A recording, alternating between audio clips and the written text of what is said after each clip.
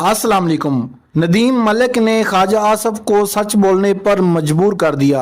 रियाना दार से सीट हार गया था, रात को फोन आया, मैं ऐसी सीट पर लानत भेजता हूँ। शहबाज हुकूमत धांधली से बनी, ख्वाजा आसफ लाइव शो में रो पड़े। फॉर्म 47 पर ये हुकूमत कैसे बनी, नदीम मलिक भी हैरान हो गए। नाजरीन आइए पहले ये वीडियो देखते हैं, फिर इस पर बात करेंगे। चैनल को लाजमी सब्सक्राइब भी कर लें और बेल आइकन को भी प्रेस कर लें। अल्लाह से अभी आपकी आंखों में आंसू आ गए थे फ़लस्तीन का तज़किरा करते हुए। मैंने आपको इंटरप्ट कर दिया, नहीं तो शायद आप कुछ और भी कहना चाह रहे थे। लेकिन बैसियत कौम आपको, मुझे और हमारे जितने बड़े और पॉलिसी साज आज भी हैं और माजी करीब के जो ज़िंदा हैं, उन्हें अल्लाह ताला के सामने सजदे में जाके तौबा करनी चाहिए, जो हमने इस कौम के साथ और इसके मुस्तक़बिल के साथ कर चुके हैं। देखिए हमारे मैंने बार बार कहा है, मैं I am on record, sometimes people feel very uncomfortable कि जब भी डिक्टेटर्स आते हैं, चाहे वो ज़िया-उल हक थे, चाहे जनरल मुशर्रफ साहब थे,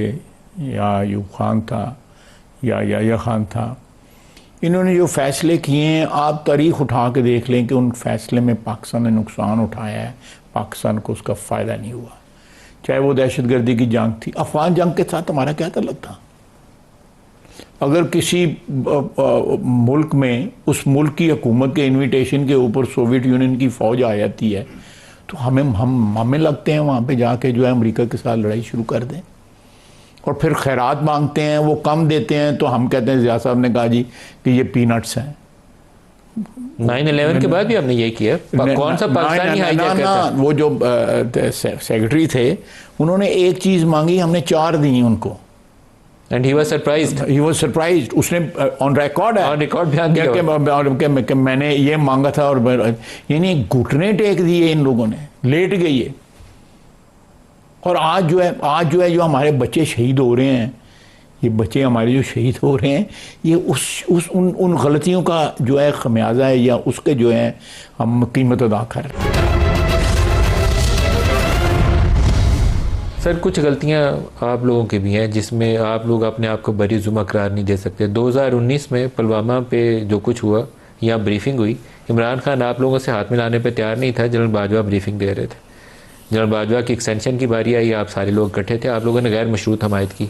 अब वो वही वाक़या अब दोबारा पेश आया, दोबारा आपके पास एक सिचुएशन है जहाँ एज ए जर्नलिस्ट मेरा ख्याल है कि अगर नवाज शरीफ, इमरान खान, जरदारी और पाकिस्तान का आर्मी चीफ इकट्ठे बैठ के एक मेज़ के ऊपर ये बयान दें, तो दूसरी तरफ से किसी की हिम्मत नहीं है, किसी माई के लाल की, वो हमले की धमकी आपको दोबारा दे। कल ब्रीफिंग हुई है तो आप इकट्ठे बैठे? नहीं बैठे वो, क्योंकि उनको वो अपना एक पर्सनल इशू, ग्रीवेंस लेके बैठे हुए हैं। हमने नहीं इशू बनाया था। थ्रू आउट उस पीरियड के अंदर जो है शहबाज शरीफ अंदर था, ये present prime minister was in present, हम गए थे उसमें। वो इमरान खान की हिमाकत थी, उस वक्त की इस्टेब्लिशमेंट की हिमाकत थी। अभी की जिम्मेदारी किस पे आई? नहीं, हम तो इनवाइट कर रहे हैं उनको, हम तो इनवाइट कर रहे हैं। प्राइम मिनिस्टर भी बैठेगा, वो प्राइम मिनिस्टर किसी जगह छुप के नहीं बैठेगा, वो वहाँ बैठेगा, आर्मी चीफ भी बैठेगा, फौज की क़यादत भी बैठेगी, बाकी पार्टियों में बैठेगा ना। उस वक्त PTI ने की क़यादत ने जो है वो इनिशिएटिव लिया और उसको इंडोर्स किया, और उसके बाद जुल्म क्या किया कि उसको चाय पिला के एक तो भेजा, रातों रात भेजा, वो इतनी ज़्यादा, जिसको पंजाबी में कहते हैं एनी काली है किसी उन्होंने, कि किधर पता नहीं कुछ हो ना जाए, उसको भेज दिया। फिर उसके बाद अभिनंदन को उसके बाद सबसे देखो, एक हैयत बदल गई है कश्मीर की। 370 और 35 से जो है उसको एक किस्म का पसे पुश डाल के उन्होंने उसका जो स्टेटस जो है, जो सलामती काउंसिल की करारदाद के मुताबिक जो डिटर्मिन हुआ था स्टेटस जो है, चले प्लेबिसाइट नहीं हुआ, वो हमारी डिमांड है, नहीं हुआ। अब हमारी डिमांड रहेगी कि प्लेबिसाइट होना चाहिए, रायशुमारी होनी चाहिए, सब कुछ जो है वो हमारा हक है, वो UN ने हमें दिया हुआ है। लेकिन एक हक जो है, जो एक इस्टेब्लिश था, जो इंडियन कॉन्स्टिट्यूशन एक स्टेटस जो है दे देता था कश्मीर को, जो इंडिकेट करता था ये डिस्प्यूटेड टेरिटरी है। उससे पहले इसको कंट्रोल लाइन में बदला गया, ये सीज़फायर लाइन थी, इसका नाम कंट्रोल लाइन चेंज किया गया, वो शिमला के माहदे में किया गया। अब ये इन लोगों ने कि जी आप घर से बाहर खड़े होकर गली में आधा घंटा खड़े रहें, और ये आपके पास है सरीना, उस पर बोर्ड लगा दिया, और उसके बाद बड़कें सूखी बड़कें जो है वो लगानी जो है, for God sake you know, ये मुल्क ये आप बिल्कुल ठीक कह रहे हैं कि मैंने आज जो गलती की है अगर उसका कोई खमियाजा मेरी फैमिली या मेरी पार्टी या मेरी कम्युनिटी या मेरा मोहल्ला या मेरी आबादी जो है वो भुगतेगी, आज से 10 साल बाद या 15 साल बाद वो मुझे गाली देगी, मेरे लिए दुआ नहीं करेगी। सर तारीख हमारे जो कुछ हरकतें हैं सब ना, बड़ी बेरहम होती है तारीख, उसको एज इट इज लिखेगी वो बिल्कुल लिखेगी। वो मेरे बदलने से मुतालिया पाकिस्तान की किताब बदलेगी नहीं, वो वही लिखेगी जो हमने आज काम किया। हमने तारीख बदली, मैं कह के थक गया हूँ कि हमने तारीख बदली। हमने अफ़गानिस्तान को जहाद डिक्लेयर करने के लिए तारीख बदली अपनी, उसमें से डिलीट कर दी गई तारीख जो मैंने पढ़ी स्कूल में, जो मैंने कॉलेज में पढ़ी, वो तारीख इस वक्त नहीं है। वो फौत हो गए हैं, अल्लाह ताला उनको गरीके रहमत करे, के अजीज़। उन्होंने किताब लिखी हुई है मर्डर ऑफ हिस्ट्री, कि आपकी तारीख की किताबों में ये झूठ लिखा हुआ है या डिलीट कर दिया गया है, ये वाक़यात नहीं हुए या हुए हैं और उनको नहीं बयान किया सर। अभी गया। तो तारीख दुरुस्त करने के लिए आपको दोबारा खड़ा होना है और हमारा जब तक करिकुलम जो है एक करिकुलम ना होगा सारे पाकिस्तान में, जो पाकिस्तानियत जिसकी बुनियाद नहीं होगी, आपकी कौम कभी भी इत्तेहाद की जो है ना नहीं पा सकती। सर वो मंजिल सियासी कट कैसे होगा, कौन लीडरशिप का रोल अदा करेगा, कौन? I don't know. हम तो मैं तो कहूँगा कि यहाँ पे सियासी हुकूमतें भी जो हैं वो भी ट्रांजैक्शनल बात करती हैं। वो इस तरह की बात नहीं करती कि शेषर सूरी ने सड़क बनाई वहाँ से लेके कलकत्ते से लेके पेशावर तक, उस वक्त के लोग कहते हैं ये पता नहीं क्या कर रहे हैं। वो सड़क आज भी काम आ रही है ना। अपने ऑफिशियल से पूछेंगे तो आपको पूरी डिटेल मिल जाएगी कि ऑब्स्ट्रक्शन कहाँ पर और कितनी हुई है, आपका रिस्पॉन्स क्या होगा? देखिए ये तो हुकूमत फैसला करेगी। मैं अगर कोई मेरे जहन में कोई प्रपोजल है तो मेरे लिए यू नो माने है कि मैं नहीं उसको मैं मीटिंग में हो सकता है आज हो सकता है मीटिंग जो है वो आज ही बुलाई जाए इस टॉपिक के ऊपर कि इसको किस तरह फेस करना है, तो वो भी एक कैलिब्रेटेड जो है रिस्पॉन्स होगा जिसमें ऑब्वियसली हमारी डिफेंस फोर्सेस जो हैं उनका एक की रोल है उसमें। ख्वाजा साहब इसका फोरम क्या होगा, आप NSC में जाएंगे ये इशू लेकर या प्राइम मिनिस्टर और आर्मी चीफ और आप तीनों मिलकर फैसला करेंगे?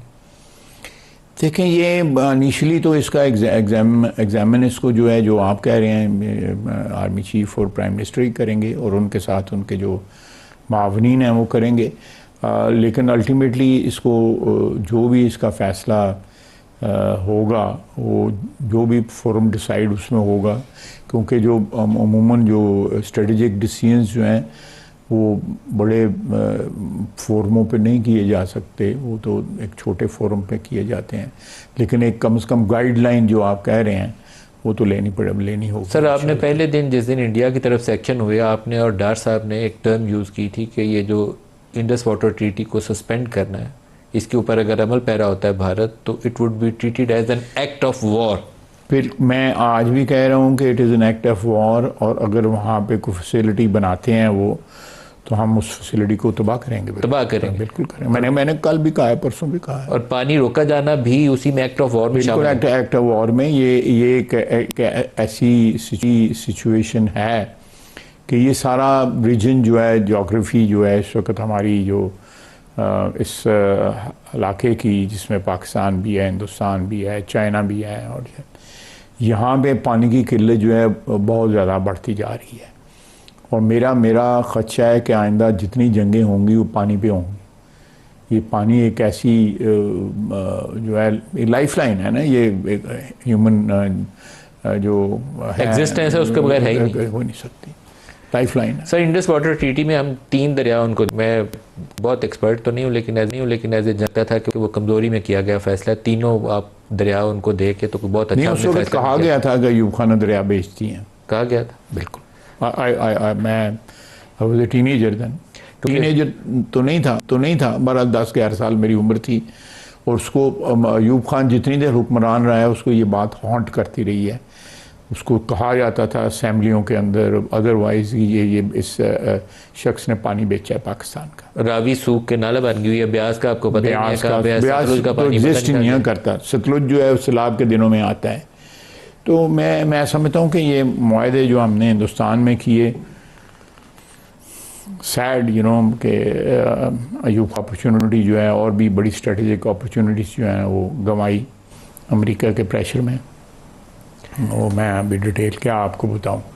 तो वो एक अल्लाह ताला हमें माफ़ करे, उस शख्स ने यहाँ पे रीत डाली कि जो है कॉन्स्टिट्यूशन एब्रोगेट हो सकता है। उस शख्स ने रीत डाली कि यहाँ पे जो है लोगों से वोट का हक छीना जा सकता है।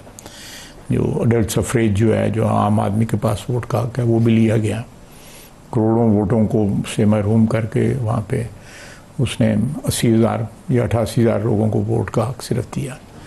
तो ये सारे इक़दाम जो थे, ये आई डोंट नो वो किसके लिए काम कर रहा था। कम से कम मेरे नज़दीक तो पाकिस्तान के लिए काम नहीं कर रहा जी था। नाज़रीन, आपने ख्वाजा आसफ की गुफ्तगू सुनी। ख्वाजा आसफ का कहना था कि पाकिस्तान में जितने भी मार्शल लगे, वो मार्शल जो वो पाकिस्तान को पीछे लेके गए, पाकिस्तान के लिए नुकसानदेह साबित हुए, क्योंकि जितने भी फौजी डिक्टेटर आए, उन्होंने जो उनकी पॉलिसी थी वो उसने पाकिस्तान के अंदर दहशत गर्दी वो पॉलिसी लेकर आई।